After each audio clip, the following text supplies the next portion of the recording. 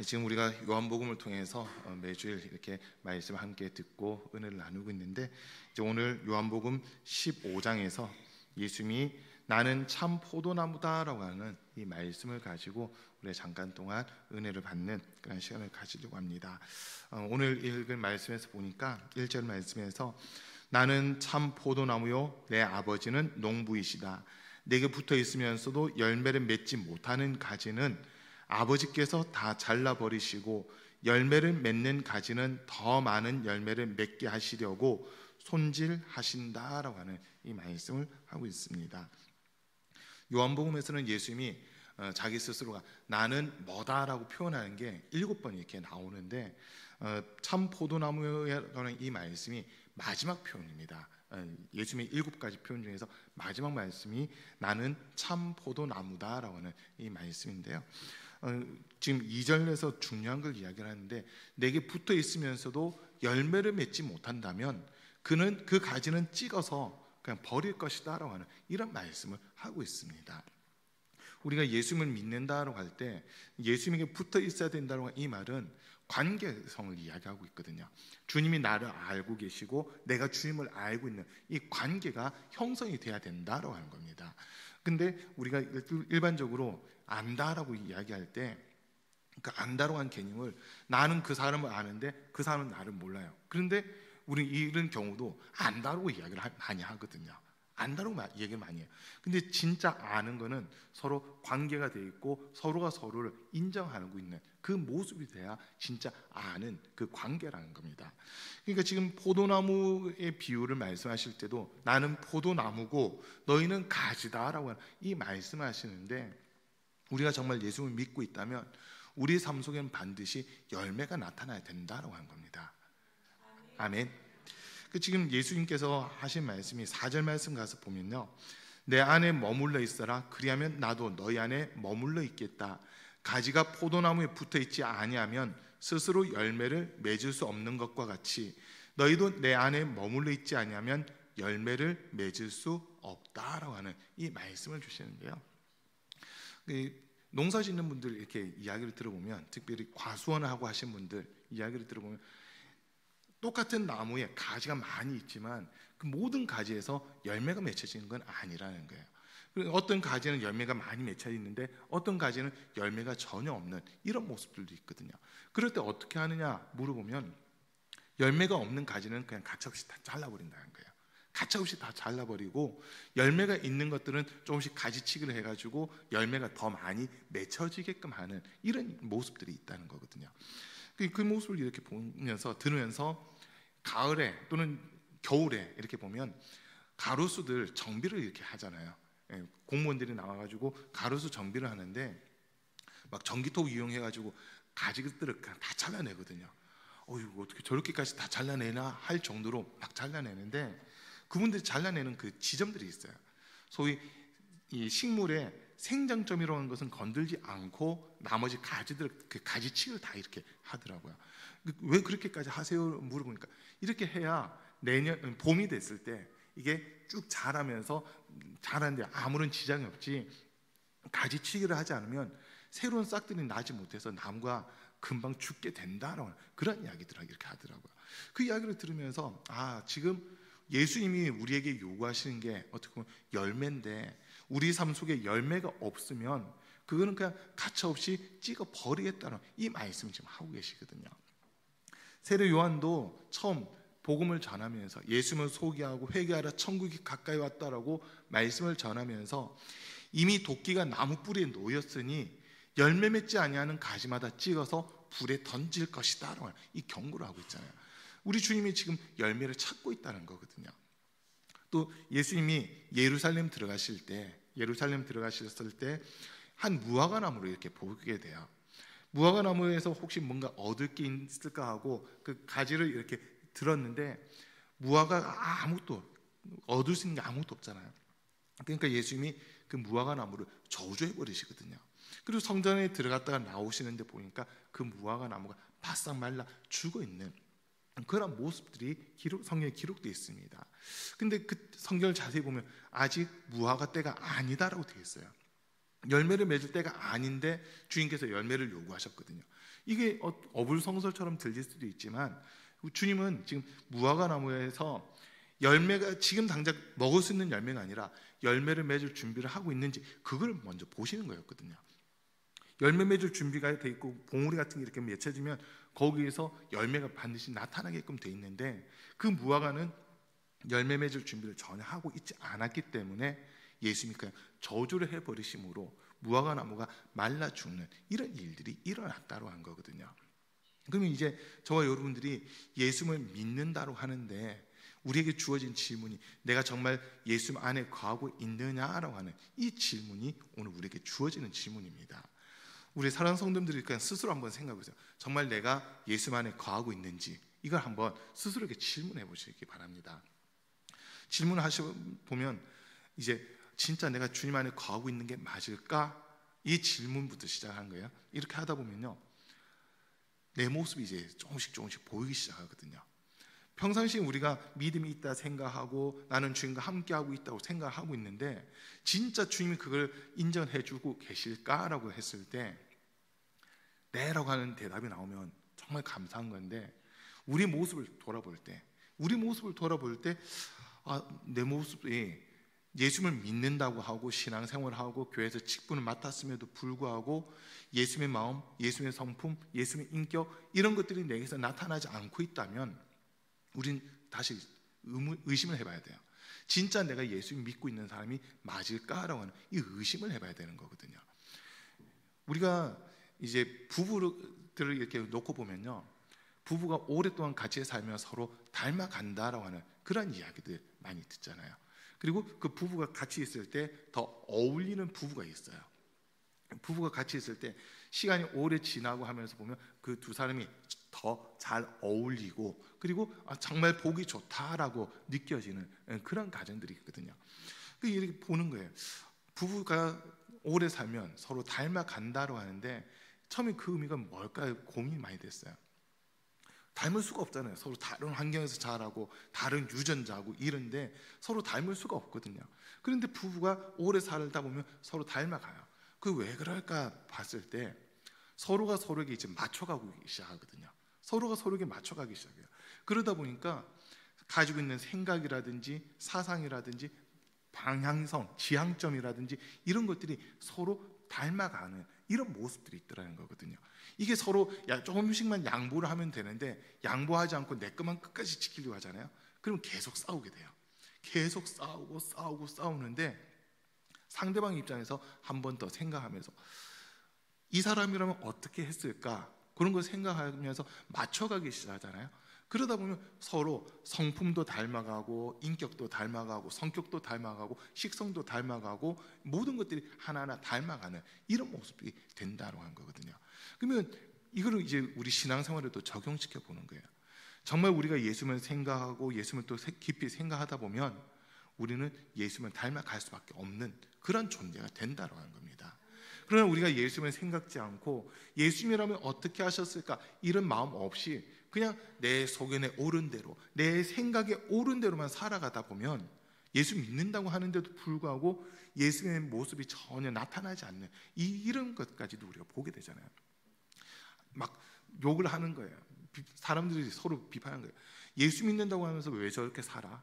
예수 믿는다고 하면서 왜 저렇게 살아라고 하면서 예수님의 모습 온데간데 없는 이런 모습들을 우리가 종종 보게 되거든요. 이런 사람들을 향해서 주님이 너 정말 나를 믿고 있다면 그 증거를 한번 대봐라. 열매를 내게 가지고 와봐라라고 하는 이 말씀을 우리에게 하신다는 겁니다. 나중에 이제 저와 여러분들이 다 주님 앞에 서셔야 되는데 그때 우리 주님이 우리를 보실 때 뭘 보시냐면 열매로만 걸 보실 거거든요.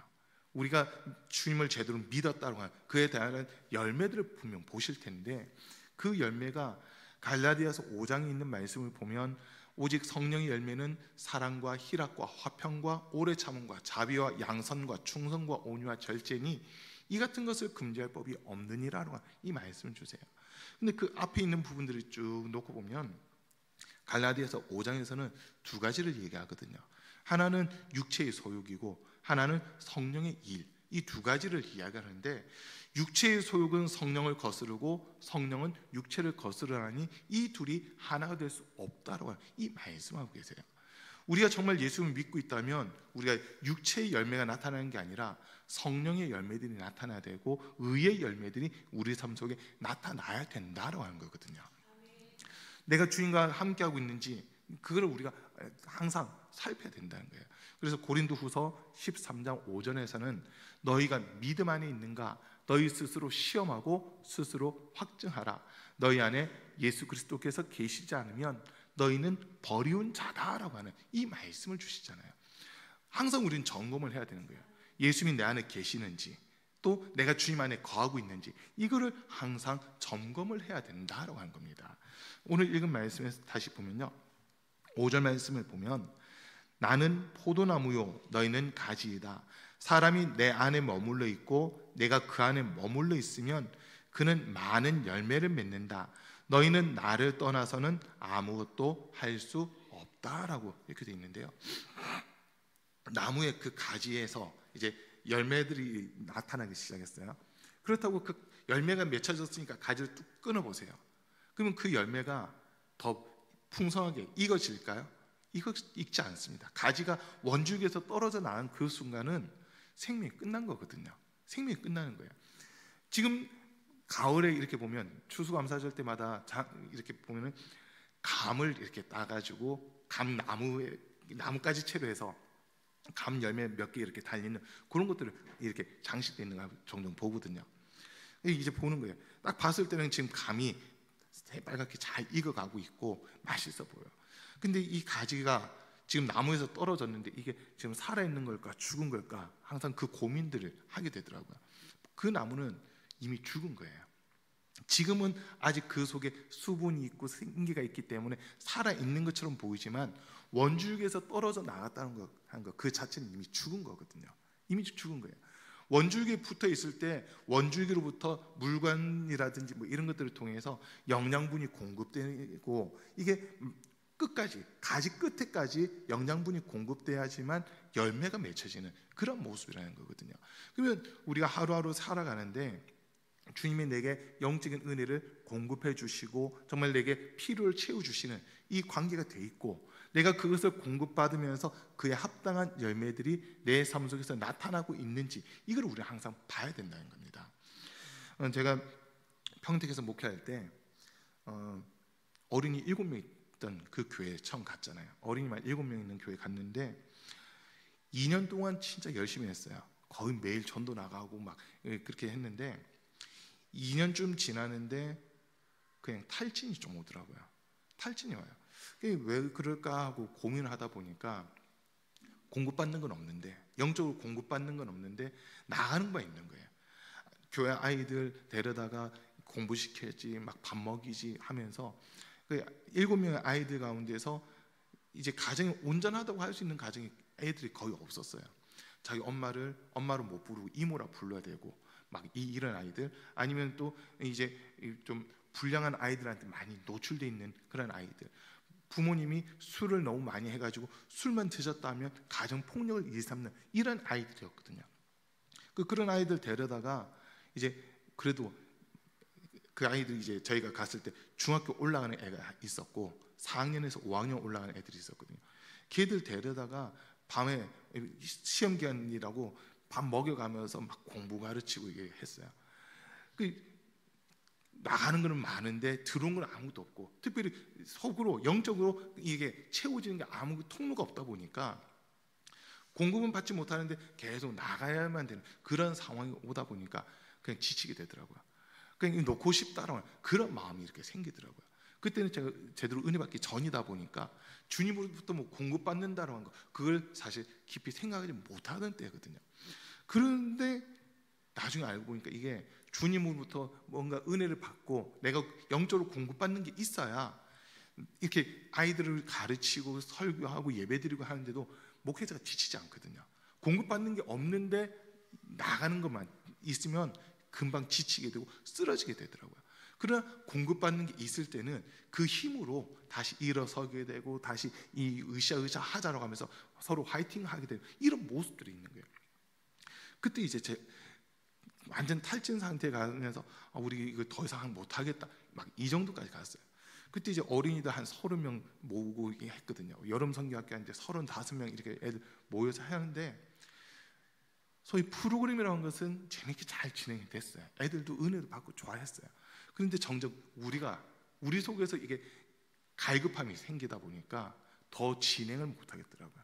그런 와중에 한 집회에 참석하게 되고 은혜를 받게 되거든요. 은혜를 받고 나서 보니까 그때부터 주님으로부터 공급하시는 그 은혜가 있고 그 힘이 주어지다 보니까 목회를 해나가는 데 있어서 지치는 게 아니라 계속 그걸 해나갈 수 있는 그 힘이 생기더라라는 거거든요. 그래서 이사야 40장에 있는 말씀대로 오직 여호와를 앙망한 자는 새 힘을 얻으리니 독수리가 날개 치며 올라감 같을 것이요 다른 박질하여도 곤비치 아니하고 걸어가도 피곤치 아니하리라고 하는 그 말씀이 경험이 되더라고요. 이게 주님께 붙어 있다고 하는 증거였거든요. 그전에는 제가 주님께 붙어 있지 않았던 거예요. 주님께 붙어 있지 않다 보니까 내가 하고 싶은 대로 했어요. 목회를 하는데도 제가 하고 싶은 대로 했어요. 이렇게 하면 될 거야, 여러 소위 프로그램들 갖다 접목시키려 하고 주님 마음 이런 거 필요 없이 그냥 눈에 보는 어떤 이벤트, 행사 막 이런 것만 하려고 했는데 하면 할수록 저희가 지치더라고요. 하면 할수록 지치는 거예요. 근데 은혜 받고 나서 정말 이제 주님과의 관계가 회복되어지고 은혜 받고 성령 받고 나서부터는 기도를 통해서 주님과 교제가 이루어지고 주님으로부터 은혜가 공급되고 이러다 보니까 목회를 해나가는데 지치는 게 아니라 기대가 생긴 거예요. 이 다음에는 또 주님이 어떤 일을 이루실까, 어떤 일을 행하실까, 그 기대감이 생기면서 우리는 할 수 없지만 주님 할 수 있는 지혜를 주세요, 할 수 있는 마음을 주세요, 할 수 있는 능력을 주세요. 이걸 이제 또 주님께 구했거든요. 그러니까 주님이 때를 따라 채우시고 공급하시는 그 은혜를 또 주시더라는 거예요. 그래서 그때 깨달았어요.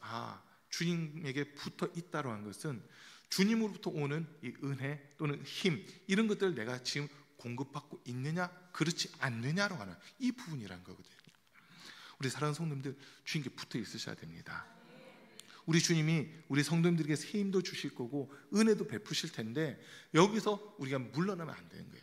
이미 주님의 은혜가 내게 족합니다 이게 아니라 우리는 이미 많은 은혜를 받았다 하더라도 이미 많은 은혜를 받았음에도 불구하고 아직도 나는 주님의 은혜가 필요합니다라고 하는 이 고백을 해야 되는 거거든요. 2002년 월드컵 때 우리나라가 막 4강까지 올라갔잖아요. 16강 올라가고 8강 올라갔을 때 그때 히딩크라고 하는 감독이 뭐라고 얘기했냐면 난 아직도 배고프다라고 막 그랬어요. 우리나라 사람들은 첫 16강이라고 그걸 만족하고 기뻐했는데 히딩크는 16강이 아니라 8강에 올라가서도 난 아직도 배고프다라고 하는 막 그 이야기를 했거든요. 그러니까 많은 사람들은 16강만 올라가도 돼라고 하면서 여기에 머물려고 했지만 히딩크라고 하는 감독 아니야, 우린 더 올라갈 수 있어, 더 올라갈 수 있어라고 하다 보니까 4강까지 올라간 거예요. 그러면서 그 히딩크 감독이 명예 서울 시민증도 받게 되고 막 명예 박사학위도 받게 되고 그런 일들이 있었잖아요. 그때 그 모습을 보는 겁니다. 와, 아직도 배고프다라고 하는 이 말이 자기가 원하는 부분이 아직 완성되지 않았다는 거거든요. 그게 어떻게 보면 우리가 신앙생활하는 자세입니다. 지금까지 분명 하나님의 은혜 가운데 살아왔고 하나님의 은혜로 우리가 하루하루 살아가고 있지만 우리가 천국 가는 그날까지 주님 앞에 서는 그날까지 주님의 은혜를 끊임없이 공급받아야 된다는 거거든요. 그러면 우리가 살 수 있는 겁니다. 우리는 영적인 존재거든요. 영적인 존재는 세상의 것을 많이 가졌다고 영적인 부분이 충족되는 것이 아니라 영적인 존재는 하나님과의 관계가 바르게 연결만 돼 있으면 내 영혼이 만족하게 되고 소생함을 얻게 되는 그 은혜를 분명 누리게 된다라고 하는 겁니다. 오늘 예수님이 그래서 우리에게 가르쳐 주시는 주님 안에 거하는 방법, 그걸 어떻게 보면 가르쳐 주시는데 간단하게 가르쳐 주시는데 본문 7절 말씀 잠깐 봅니다. 7절에 보면 너희가 내 안에 머물러 있고 내 말이 너희 안에 머물러 있으면 너희가 무엇을 구하든지 다 그대로 이루어질 것이다. 주님이 내 안에 내가 주님 안에 머물러 있다고 하는 말은 바꿔서 얘기하면 주님의 말씀이 내 안에 머물러 있다고 하는 그 의미가 됩니다. 제가 이제 우리 성도님들에게 그냥 묻고 싶은 부분이 하나 있는데 여러분 하루에 3끼 다 잘 챙겨 드시죠? 네, 요즘에 좀 속상해요. 우리 창준이가 학교를 보내놨더니 아침을 잘 못 먹는데요. 잠을 잔다고, 늦잠을 잔다고 아침을 그냥 건너뛰고, 점심하고 저녁은 뭘 먹었냐 물어보니까 이번 주간 같은 경우는 주로 라면을 먹었대요. 그래서 저희가 막 야단 쳤어요. 야, 너 그러다 위 빵꾸 난다, 그러다 병 난다, 막 그랬거든요. 근데 이야기를 들어보니까 학교 식당에 한 군데 딱 있는데, 교내 식당에 한 군데 있는데 음식이 되게 맛이 없대요. 음식이 맛이 없대요.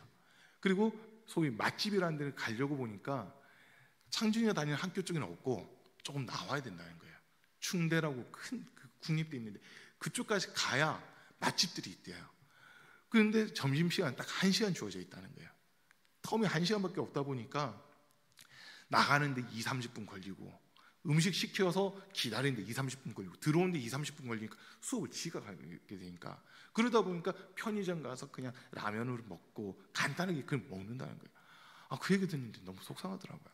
근데 대다수 사람들은 일단 뭐 아침부터 잘 먹어야 된다고 하는 그 이야기를 하잖아요. 삼시세끼 우리가 꼬박꼬박 웬만하면 다 챙겨 드실 거예요. 자, 그런데 우리 육신을 위해서는 삼시세끼를 잘 챙겨 드시는데, 여러분 우리 영혼을 위해서는 얼만큼 말씀을 공급받고 있으세요? 제가 이거 질문하고 싶었거든요. 우리 영혼을 위해서는 하나님의 말씀이 항상 공급이 돼야 되는데, 디모데전서 4장 5절에 보면 하나님의 모든 말씀과 기도로 거룩하여 진다라고 그렇게 표현하거든요. 우리가 진짜 신앙생활함에 있어서 중요한 부분들이 뭐냐면 하나님의 말씀과 기도라고, 이 두 부분입니다. 이 둘 중 하나라도 무너져 보세요. 하나님과의 관계가 간당간당하게 됩니다. 그러나 말씀과 기도를 통해서 우리가 날마다 거룩해지고 주님의 마음을 알아가고 주님의 뜻을 알아가고 주님의 성품을 닮아가잖아요. 우리 신앙생활, 우리 영적인 상태는 상당히 건강한 모습이 된다는 거거든요. 그래서 우리 성도님들에게 제안하는 게, 여러분 하루 세 끼 드시듯이 하루에 최소한 성경 3장을 읽으셔야 됩니다. 읽기 싫으신 거죠 지금? 하루에 성경 딱 4장씩만 읽으면, 주일 빼고 그냥 월요일부터 목요일까지 해서 하루에 4장씩만 읽으시면 1년이면 성경 딱 한 번 읽을 수 있거든요. 1년이면 성경 한 번 읽을 수 있어요. 여러분 성경 읽다 보면 막힌 데 있어요. 어딘지 알아요? 레위기에서 막혀요. 민수기에서 막혀요. 각 지파의 숫자가 몇 명이다 막 이런 거 세는 거. 그리고 열왕기 상에 가면 또 막혀요. 족보가 나오거든요. 족보면 몇 장이 나오다 보니까 거기서 막혀요. 어디서 막힌지 다 알아요. 그런데 그럼에도 불구하고 읽으셔야 돼요. 읽으셔야 돼요. 제가 우리 이감남 권사님 뵐 때마다 너무 감사한 게, 지금도 1년이면 성경을 한 3-4번씩 읽으신다고 하잖아요. 많이 읽으셨을 땐 8번까지도 읽으셨다고 하니까, 우리 권사님 속에 하나님의 말씀이 계속 공급되니까 권사님이 건강하신 것 같아요. 예. 영혼이 잘 되면요 육신도 강건해지는 거거든요. 요한 3서 2절에서 사랑하는 자여 내 영혼이 잘된것 같이 내가 범사가 잘되고 강건하기를 내가 간구하노라라고 그랬잖아요. 우리 영혼이 주님 앞에 바르게 서 있으면 우리 육신에 대한 부분들도 하나님이 채우시고 공급하신 그 은혜가 분명 있다는 거거든요. 성경 전체 1189장이에요 1년 52주거든요 나누기 1189 나누기 52 하면 23장 정도 나와요. 23장 정도 나와요. 그 정도씩만 읽으면 1년이면 성경 한 번 딱 읽으십니다. 최소한 그만큼 우리가 읽자는 겁니다. 그렇게 해서 하나님의 말씀이 복 있는 사람들, 이제 구약 성경에서 말하는 복 있는 사람에 대한 내용들을 쭉 보세요. 신명기 28장이 처음 나오거든요. 신명기 28장에서 하나님의 말씀을 삼가 듣고 지켜 행하는 자는 세계 모든 민족에 뛰어난 복을 주겠다고 약속하셨습니다. 말씀을 듣는 것부터 시작해요. 듣고 지켜 행하는 것, 여기서부터 시작이고요. 그 다음에 또 시편 1편에서 보면 복 있는 사람은 악인의 꾀를 따르지 아니하고 오만한 자의 자리에 앉지 아니하고 죄인의 길에 서지 아니하며 오직 여호와의 율법을 즐거워하여 그 율법을 주야로 묵상하는 자로다라고 이렇게 표현합니다. 아침 저녁으로 하나님의 말씀을 묵상한다는 거예요.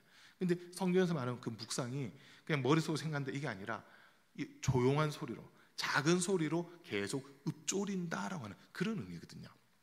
소리내서 성경을 읽고 또 읽고 읽는 그 모습들, 그게 그 사람들이 진짜 복 있는 사람이다라고 이야기하고 있고요. 요한계시록 1장 3절에서도 이 계시의 말씀, 이 예언의 말씀을 읽는 자와 듣는 자와 지켜 행하는 자가 복이 있다라고 하는 이 말씀을 주시잖아요. 그러니까 지금 예수님도 그래서 하신 말씀이 내가 너희 안에 거하고 너희가 내 안에 머물러야 된다. 그거는 너희가 내 말씀, 내가 너희에게 준 이 말씀들을 항상 너희 안에서 살아 움직이게끔 해야 된다라는 이런 의미거든요. 말씀을 듣기도 해야 되고 읽기도 해야 되고 그 말씀 따라 순종해가는 이 모습들이 우리에게 있어야 된다라고 하는 겁니다. 그래서 지금 7절 말씀 다시 보세요. 너희가 내 안에 머물러 있고 내 말이 너희 안에 머물러 있으면이라 되어 있잖아요. 내 말이 너희 안에 머물러 있으면. 요한복음 6장에서는 내가 너희에게 이른 말이 영이요 생명이다라고 하는 그 말씀하시거든요. 살리는 것은 영이니 육은 무익하다. 내가 너희에게 이른 말이 영이요 생명이다라고 예수님이 말씀하시잖아요. 여러분 하는 말씀 읽다 보면 한 가지 놀라운 은혜를 경험할 수 있어요. 말씀이 살아 역사한다는 거거든요. 히브리서 4장 24절에서 하나님의 말씀은 살았고 활력이 있어 좌우의 날에선 어떤 검보다도 예리하여 영과 혼과 및 관절과 권수를 찔러 쪼개기까지 하며 사람의 마음의 생각까지 감찰하고 판단하신다라고 그렇게 이야기합니다. 또 디모데후서 3장 16절에서는 모든 성경은 하나님의 감동으로 된 것으로 교훈과 책망과 바르게 함과 의로 교육하기 유익하니 이는 하나님의 사람으로 온전케 하며 또 봉사하기에 부족함이 없도록 하기 위함이다라고 하는 이 말씀을 주시거든요. 우리가 하나님의 사람으로 온전해지는 데 있어서 제일 필요한 게 뭐냐? 하나님 말씀이다는 겁니다. 그렇기 때문에 우리 다른 성도님들 하나님 말씀 늘 가까이 하셔야 됩니다. 이 성경이 막 두껍잖아요. 그러다 보니까 들고 다니기 힘들다고 다들 제가 교회 한번 쭉 둘러보면요, 여러분 앉아 계신 자리 앞자리에 성경책 다 꼽혀져 있더라고요. 네. 이제 궁금해지는 거예요. 집에서 성경 읽으실까? 성경을 다 두고 다니다 보니까 읽으실까라고 막 그 궁금증도 생겨요. 그런데 여러분 어쨌든 성경 말씀 읽으셔야 됩니다. 말씀을 읽고 읽다 보면요, 그 말씀이 깨달아지기 시작하거든요. 그때부터 성령께서 일하기 시작하시는 거예요. 말씀이 깨달아지고 말씀이 생각나고 말씀이 내 갈 길을 이끌어가기 시작하거든요. 시편 119편 보세요. 주의 말씀은 내 발의 등이요 내 길의 빛이니이다라고 그렇게 이야기합니다. 청년이 무엇으로 자기 행실을 옳게 하려 오직 주의 말씀은 나를 뿐이니이다라고 그렇게 표현하고 있거든요. 그래서 주의 말씀을 가까이 하는 사람, 이 사람들이 진짜 주님과 연결되어 있는 사람들이라는 겁니다. 주의 말씀을 들을 때 우리가 은혜도 받지만은 사실 읽을 때 이 말씀을 읽고 또 읽고 의미 생각 안 하셔도 돼요. 그냥 읽고 읽다 보면 이 말씀 어느 순간 하고 깨달아지거든요. 먼저 읽었던 말씀들이 생각나면서 지금 구약을 읽는데도 신약에서 예수님의 모습들과 연결이 되고요. 또 신약을 부분을 읽는데 이게 구약에서 예언했던 이런 말씀이었구나라고 하면서 말씀들이 연결되면서 깨달아지는 그 은혜가 분명 주어진다는 거거든요. 그때 이제 하나님이 은혜를 베풀어 주시는 겁니다. 아멘. 조영기 목사님 살아계실 때 한 성도님이 암에 걸렸었대요. 이제 암 말기였는데 목사님한테 기도해달라고 찾아왔더라는 거예요. 목사님이 이건 기도한다고 될까? 혼자 먼저 그런 생각을 하시면서 베드로전서에 있는 말씀, 그가 찔림은 그가 채찍에 맞음으로 우리가 나음을 입었도다라는 그 말씀을 300번인가 한 주간 동안 그 말씀만 300번인가 500번을 써가지고 오라고 그렇게 지시를 하신 거예요. 기도도 안 해주고 그렇게 한 주간 동안 숙제를 그렇게 내줬는데 숙제를 해야 되니까 열심히 그 말씀을 그대로 읽었대요. 읽으면서 계속 썼대요. 300번을. 그가 채찍에 맞음으로 우리가 나음을 입었도다. 그가 채찍에 맞음으로 우리가 나음을 입었도다.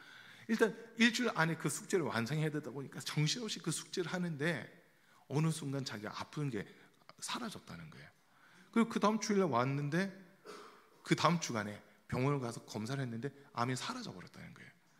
그게 왜 그러냐 했을 때 그 말씀에서 다른 능력이 나타났다는 거거든요. 우리 사랑하는 성도님들, 우리가 하나님 말씀 읽는 게 제일 좋고요. 할 수 있으면 여러분 필사도 이렇게 하시는 게 좋아요. 얘기 들어보니까 우리 성도님들 이전에 필사 거의 한 번씩 다 하셨다고 그러시더라고요. 그 필사 여러분 집안에 가보로 남기셔도 될 만한 겁니다. 자, 그리고 또 두 번째로 우리가 주님 안에 거하는 방법이 뭐냐면 7절 뒷부분에서 너희가 무엇을 구하든지 다 그대로 이루어질 것이다. 기도하라는 겁니다. 우리가 진짜 주님 안에 거하는 방법, 먼저는 말씀을 통해서 주님의 뜻을 알아가는 거고, 두 번째는 기도해서 응답받는 삶이 돼야 된다는 거거든요. 기도하면서 내가 기도한다고 막 응답이 될까? 이렇게 하시면 안 되고, 우리가 기도한다는 것은 주님과 계속 영적인 관계를 이어간다는 거거든요. 관계를 이어간다는 거예요. 그래서 우리가 기도할 때마다 주님을 외면하는 게 아니라 우리가 믿음으로 구하고 기도할 때, 특별히 예수님의 이름으로 구할 때마다 주님은 들으시고 응답하시겠다라고 하는 이 약속을 우리에게 주셨습니다. 오늘 집을 나서기 전 기도했나요? 그 찬양 여러분 다 아시죠? 그 찬양 기도는 우리의 안식이라고 얘기하면서 그 기도를 통해서 우리가 새로워진다고 하는 그 찬양을 하거든요. 하나님이 지금 어떤 사람 찾고 계시냐면 기도하는 사람 찾고 계십니다.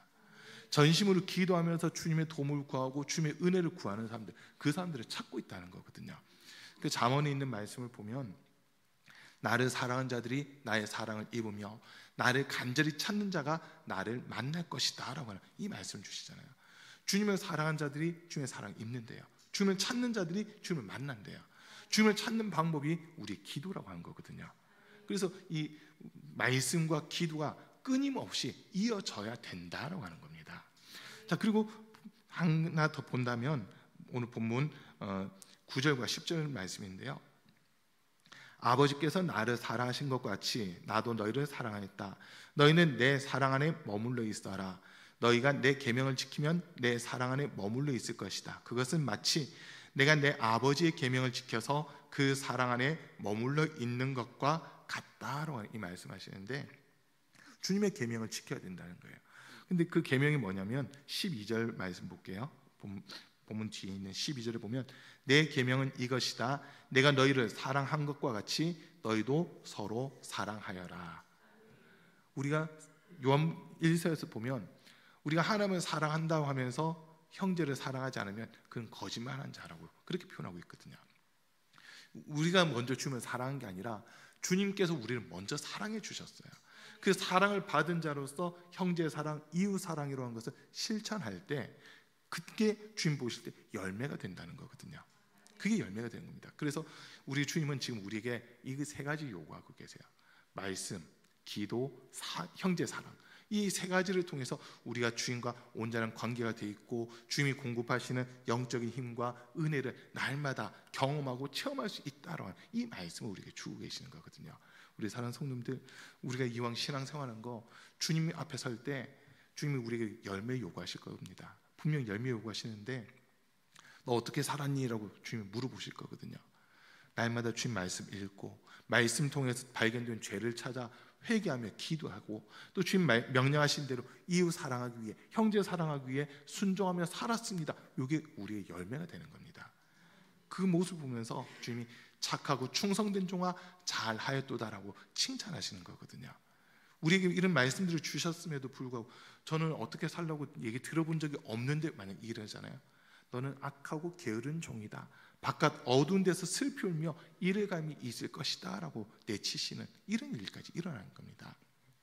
이왕이면 오늘 함께 예배드리는 우리 모든 성도들이 주님 앞에 설 때 우리 주님께서 우리를 기쁨으로 맞이해 주시면서 가온빛 교회에서 신앙생활 성도들 정말 나와 이렇게 연결되기 위해서 내 사랑 안에 거하기 위해서 말씀 읽고 기도하고 형제 사랑하는 그 일을 충실히 한 것을 내가 기뻐했다라고 이렇게 인정받는 우리 성도들 될 수 있기를 주님으로 간절히 축복합니다. 우리 잠깐 기도하겠습니다. 오늘 말씀 들은 거 생각하시면서요, 주님, 우리 삶이 정말 주님 기뻐하시는 삶, 온전히 주님과 연결되고 주님과 하나 되는 주님 안에 거하는 그러한 삶이 되게 인도해 주십시오. 정말 내 뜻대로 내 생각대로가 아니라 주님 말씀에 귀 기울이게 하시고 또 기도하게 하시고 또 형제 사랑하는 자리에 더 가까이 나아가는 그런 우리 삶이 되게 해달라고 주여 3번 부르고 함께 기도하겠습니다. 주여.